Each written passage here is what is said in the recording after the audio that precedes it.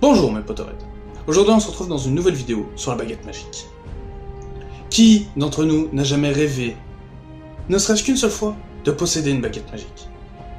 Discrète, élégante, facile à transporter, la baguette magique est reconnue dans le monde entier comme un symbole de toute puissance. Un petit coup de baguette, et pouf, la vaisselle est faite, votre chambre est rangée, votre crème glacée vient de tripler de volume. Et miracle, votre tante Henriette vient d'appeler pour annuler le déjeuner.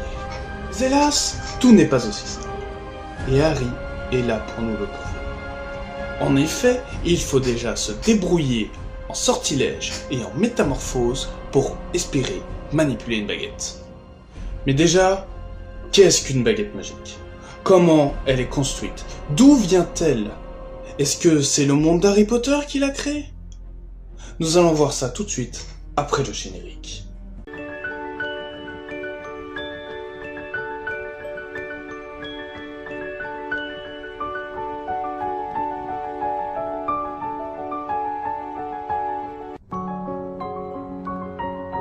Les baguettes magiques ne datent pas d'hier. Elles apparaissaient déjà dans les peintures des premiers hommes préhistoriques, puis dans l'ancienne Égypte. En Europe, les droïdes de l'ère pré-chrétienne présidaient leurs cérémonies avec des baguettes en bois d'eau bénite. Mais c'est n'importe quoi, les baguettes magiques, c'est que dans le monde d'Harry Potter.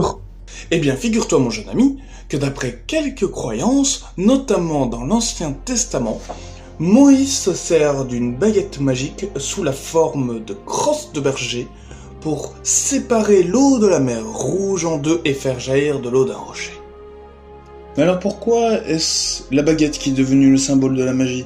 Pourquoi pas une plume? Pourquoi ce mince bâton est-il représentatif des extraordinaires pouvoirs de ce magicien? À en croire les spécialistes, la réponse est liée aux premiers instruments à avoir été utilisés comme signe de pouvoir. Mais d'après vous, quel serait le premier instrument à avoir été utilisé pour faire signe de pouvoir? En effet, c'est le gourdin de l'homme des cavernes. Effectivement. Alors, à l'époque de l'homme des cavernes, le gourdin donnait à son propriétaire une image de puissance. L'homme qui avait le gourdin était le mâle alpha. Au fur et à mesure des siècles, certains ont opté pour un sceptre dit magique et d'autres pour une baguette dit magique. Chacun à son école. Oui, c'est trop bien Harry Potter. En fait, non, pas du tout. Mais tu l'expliques vachement bien. En vrai, ça devient intéressant, vas-y wesh. Et tu vois, quand tu veux.